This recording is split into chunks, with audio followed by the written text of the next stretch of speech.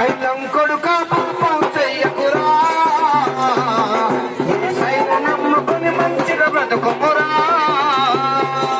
నీ మనసు మార్చుకుని మంచిగా బ్రతుకుమురా.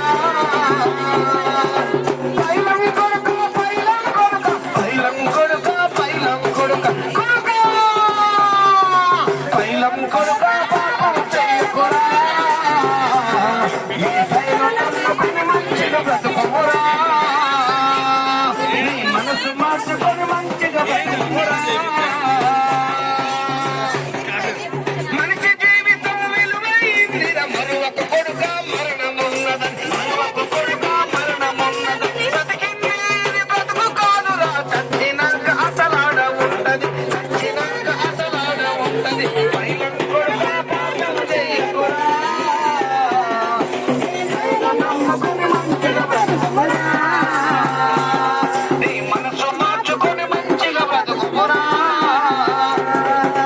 కత్తి కన్నా పుల్లెక్కువ కొడుక, మనిషి కోపము మంచిది కాదు, మనిషి కోపము మంచిది కాదు, కాలు జారితే తీసుకువచ్చుట, తోలు జారితే తీసుకలేము, తోలు జారితే తీసుకోలేము. పైలం కొడుక పాపం చెయ్యకురా,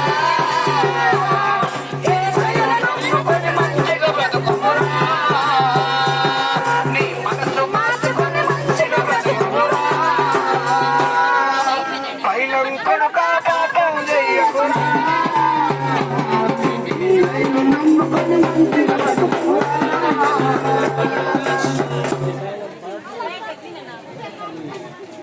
ప్రియమైనటువంటి అన్నలారా, అక్కలారా, ఈ యొక్క మధ్యాహ్న కాల సమయంలో మనిషి స్వార్థపూరితమైనటువంటి లక్షణాలతో, అన్యాయము, అక్రమము, కక్షలు, కార్పణ్యాలు, కుట్రలు, కుతంత్రాలతో మనిషి చెడిపోయాడు.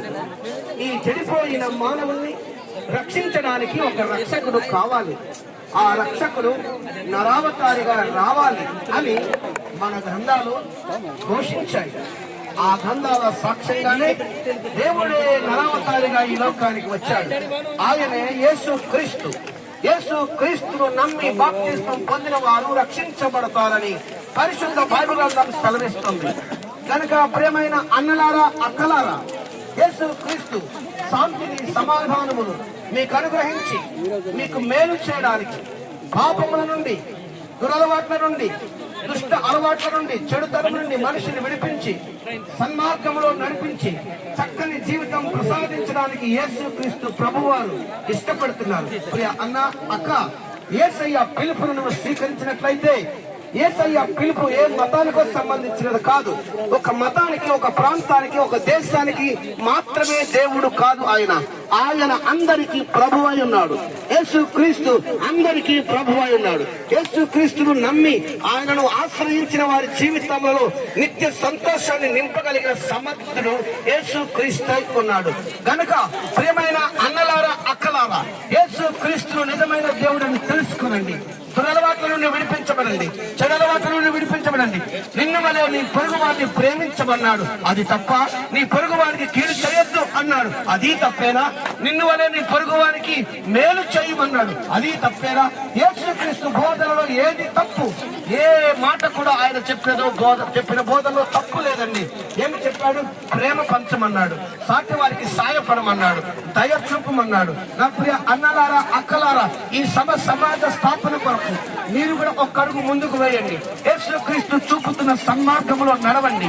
నిన్ను వలె నీ పొరుగు వారిని ప్రేమించండి. అబద్ధాలు, అన్యాయాలు, కక్షలు, కార్పణ్యాలు, కుట్రలు, కుతంత్రాల నుండి మానవుడు విడిపించబడాలి. సాహిత్య మార్గంలో, సన్మార్గంలో మానవుడు నడవాలి. అలా నడవాలి అంటే తమ హృదయంలో ఉన్నటువంటి పోరాటంలో గెలవాలి. ఆ పోరాటము మనుషులతో కాదు, అలవాట్లతో, దురలవాట్లతో, చెడుతనంతో మనం పోరాటం చేయాలి. ఆ చెడు నుండి విడిపించబడాలి. నా ప్రియ అన్న, అక్క, ఈ చక్కని సమయాన వినబడుతున్న ఈ మాట నీ మేలు కొరకే, నీ మంచి కొరకే, నీ ఆశీర్వాదం కొరకే అని గమనించవలసిందిగా ప్రేమతో మీకు పిలుపునిస్తున్నాం. యేసయ్య నిన్ను ప్రేమిస్తున్నాడు. ఒకవేళ నీకు ఇష్టమైతే, యేసయ్య నేను కూడా సన్మార్గంలో నడవాలనుకుంటున్నాను, చెడు నుండి విడిపించబడాలి ఎదగాలనుకుంటున్నాను, ఒక మంచి వ్యక్తిగా జీవించాలనుకుంటున్నాను అని మీరు యేసయ్యకి ఒక మాట మీరు చెప్పండి. మీరు ఎక్కడి వారైనా, ఎలాంటి వారైనా, ఏ స్థితిలో ఉన్నా, ఏ పరిస్థితిలో ఉన్నా యేసయ్య మిమ్మల్ని క్షమించగలిగిన వాడు, ఆయన మిమ్మల్ని రక్షించగలిగిన సమర్థుడు, నిజమైన రక్షకుడు. యేసు ద్వారానే ప్రతి మానవుడికి మోక్షం ఉన్నది. యేసు ద్వారానే ప్రతి మానవుడికి సమాధానము, శాంతి ఉన్నది. అలాంటి గొప్ప సంతోషము, సమాధానము, శాంతి మీరందరూ అనుభవించాలని ఆ దేవాతి దేవుడు మీ అందరికీ ఆయన ఆరోగ్యములను ఇవ్వాలని, మీకు చక్కని మీ వ్యాపారంలో మీ కష్టానికి తగిన ఫలము మీరు పొందాలని, మంచి లాభదాయకమైనటువంటి వ్యాపారం జరగాలని మీ అందరినీ ఆశీర్వదిస్తూ దైవజనుడుగా మీ అందరి కొరకు ప్రార్థిస్తూ దీవిస్తూ ఈ మాటలు ముగిస్తున్నాను. దేవుడు మిమ్మల్ని అందరినీ దీవించునుగాక. ఆమేన్.